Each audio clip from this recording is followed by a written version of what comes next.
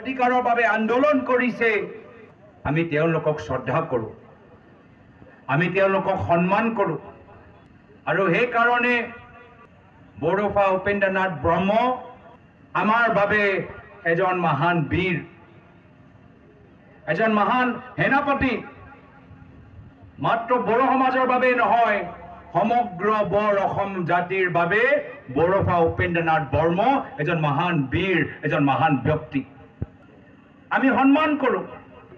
বড়ো জনগোষ্ঠীক মোক মনত পৰে মোৰ প্ৰয়াত পিতৃ প্ৰাক্তন মুখ্যমন্ত্ৰী তৰুণ গগৈদেৱৰ কথাবোৰ বহুতে তেওঁলোকক কৈছিল যে মুখ্যমন্ত্ৰী মহোদয় কেন্দ্ৰত কংগ্ৰেছৰ চৰকাৰ আছে ৰাজ্যত কংগ্ৰেছৰ চৰকাৰ আছে কিয়নো আমি বিটিআৰ নিৰ্বাচনত কংগ্ৰেছ দলে গোটেই জোৰ লৈ সোমাই আৰু কংগ্ৰেছ কিয় নকৰে তেওঁলোকক প্ৰয়াত মুখ্যমন্ত্ৰী তৰুণ গগৈদেৱে কৈছিল যে এই বড়ো মানুহবোৰ বহুত আন্দোলন কৰিছে এই বড়ো নেতাসকলে বহুত কষ্ট কৰিছে বন্দুকৰ ৰাস্তা এৰি এতিয়া তেওঁলোকে ৰাজনৈতিক ৰাস্তা ধৰিছে সমাজৰ ভিতৰত কিছু সামাজিক কাম কৰিবলৈ আহিছে আমি তেওঁৰ লগত অন্যায় কৰিব নোৱাৰো তেওঁলোকক সন্মান কৰিব লাগিব তেওঁলোকৰ জাতি প্ৰেম সন্মান কৰিব লাগিব আৰু লাগিলে কংগ্ৰেছ দলৰ ক্ষতি হলে বৃহত্তৰ বিটিআৰ অঞ্চলৰ শান্তিৰ স্বাৰ্থত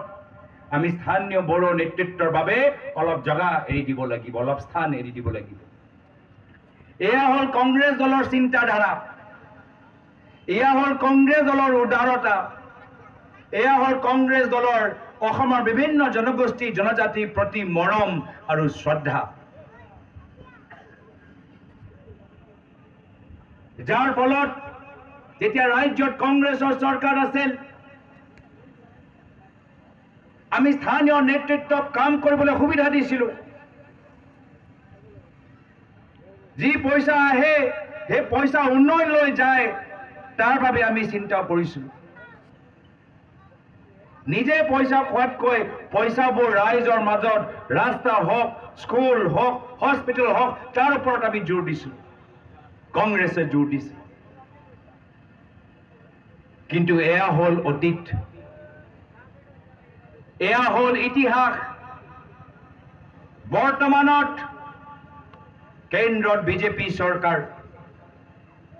ৰাজ্যত বিজেপি চৰকাৰ কিন্তু মুখ্যমন্ত্ৰী হিমন্ত বিশ্ব শৰ্মা ডাঙৰীয়া স্থানীয় বড়ো নেতৃত্বক সন্মান নকৰে দমন কৰিবলৈ বিচাৰে তেওঁলোকৰ ৰিমোট কন্ট্ৰল নিজৰ হাতত ৰাখে আৰু লাহে লাহে লাহে স্থানীয় বড়ো নেতৃত্বক দুৰ্বল কৰি পেলাই থৈছে যিদৰে হিমন্ত বিশ্ব শৰ্মা ডাঙৰীয়া অগপ দলটোক নিজৰ লগত লৈ